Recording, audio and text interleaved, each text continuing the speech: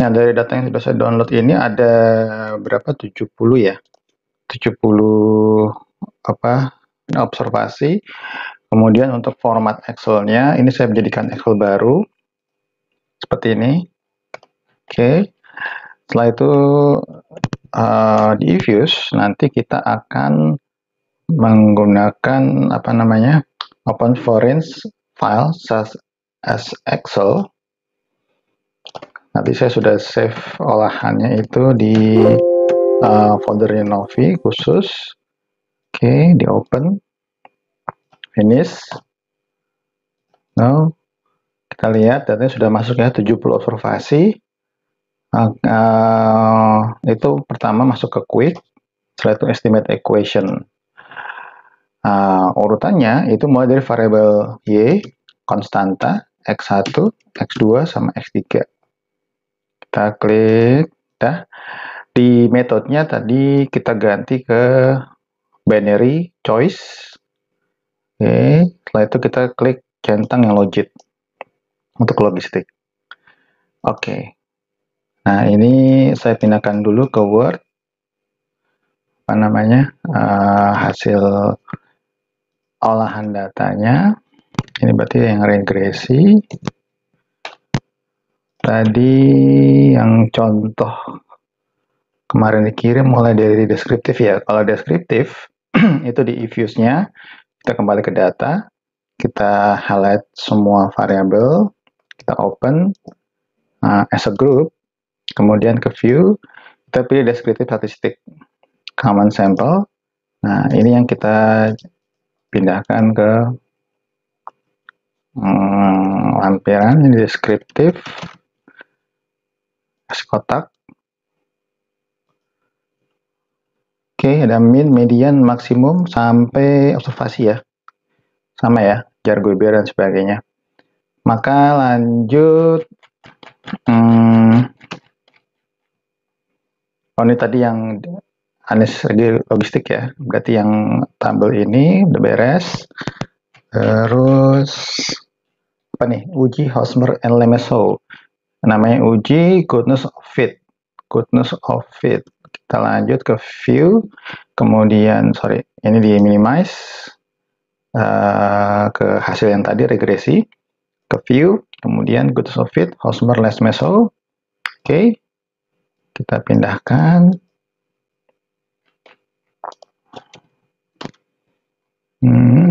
Setelah itu apa lagi nih? Expectation, prediction, evaluation. Oke, ini ada di menu view. Nah, di expectation, prediction, evaluation. Oke, kita pindah lagi ke lampiran data. Dan yang terakhir itu apa? R. Oh, R square mah sudah ada di apa namanya? Variable Y tadi ini. Variable Y tadi ini sudah ada. R square-nya itu yang regresi tadi ini. Ini R square. Nah, McFadden R square, ya kan? Dia pakai McFadden R square. Oke, model fit. Ini pakai LR sama tadi. Regresi parsial sama, masih pakai yang apa namanya hasil regresi tadi ini. Terus ini pembahasan sih nanti lebih pada pemaknaan hasil apakah sesuai atau sejalan atau tidak sejalan dengan penelitian-penelitian sebelumnya. Apalagi nih? Ya sudah sih, nanti tinggal belajar. Namun sebelum saya kirim ke email Novi, kita bahas dulu ya hasilnya. Kita bahas dulu hasilnya tadi. Kita lihat. Oke, X1. Oh, ini propnya di atas 0,05, tidak ada pengaruh. Ini juga di atas 0,05, tidak ada pengaruh. Ini juga di atas 0,05, juga tidak ada pengaruh. Oke, solusinya bagaimana kira-kira? Kalau di Evious itu saya belum menemukan panduan untuk melakukan penyembuhan data menggunakan regresi logistik ya. Kalau kita pakai SPSS sebagai perbandingan ya, kita cek pakai SPSS ya.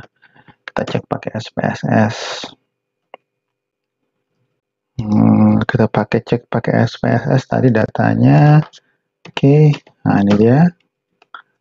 Ini berarti ini ini Y. Ini Y, X1, X2, X3. Terus ini value-nya nanti tolong perbaiki kalau saya salah. Karena di di sini cuma pilihan 2, hedging sama derivatif. Berarti kalau kita lihat datanya, 0 itu spot. Gimana nih? Oh, tidak melakukan kali ya? Tidak melakukan. Berarti 1 itu ada hedging, 0 kosong kali ya. Berarti ini saya akan kasih informasi. 1 melakukan apa tadi? Ketulisannya melakukan hedging. 0 tidak melakukan hedging. Oke, kita cek dulu deskriptifnya.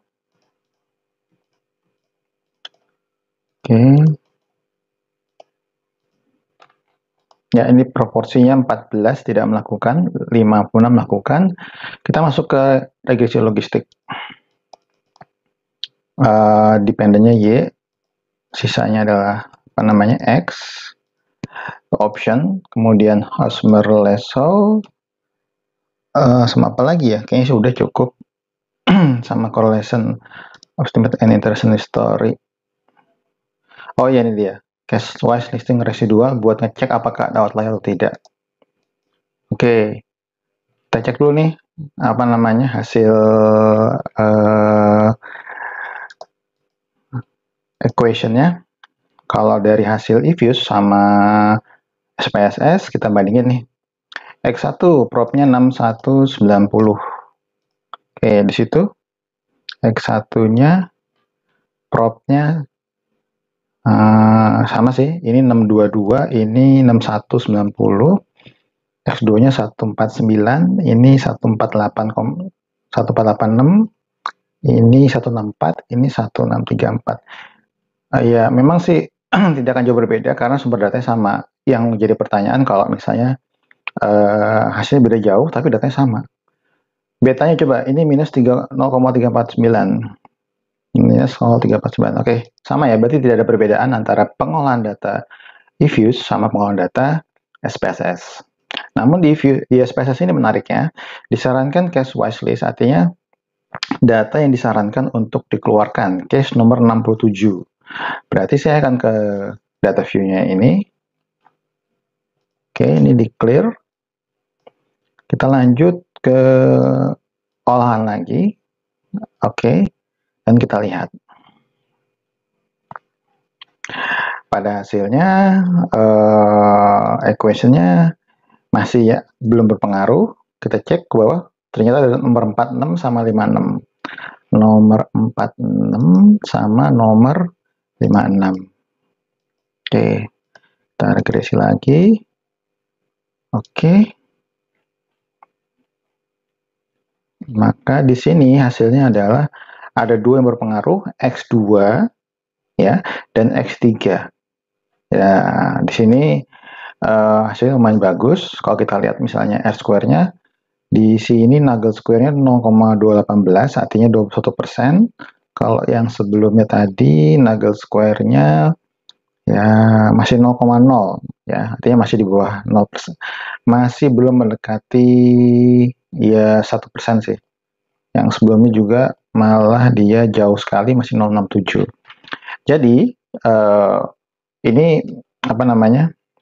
gambaran lain dari register logistik menggunakan EViews dan SPSS yang memutuskan tetap dari sisi Anda mau pakai EViews yang tadi atau kita kombinasikan atau mau pakai SPSS. Nah, itu nanti perlu disampaikan atau diinformasikan kepada dosen pembimbing ya, tentu dengan narasi yang seperti yang ada di video ini ya. bahwa di Views itu tidak ada menu untuk melakukan deteksi outlier di sisi binary logistiknya, sedangkan di SPSS itu ada namanya tadi apa, case wise ya, itu menghapus nanti 2 tadi sebelum 1, berarti cuma 3 ya, tersisa di sini datanya 67 ya, sehingga ini sebenarnya model atau data yang layak digunakan. Kita interpretasi singkat, yang sigma pertama nggak berpengaruh, oke. Yang X2 ini negatif, artinya semakin tinggi kepemilikan manajerial, maka dia akan ke 0. Ya. Sedangkan untuk yang X3 ini berpengaruh juga positif, semakin tinggi growth-nya, maka semakin ke angka 1 yang ada di sini, atau melakukan hedging. Oke, sementara itu dulu. Mudah-mudahan bisa membantu menjelaskan setelah ini kita akan melakukan pekerjaan apa. Terima kasih.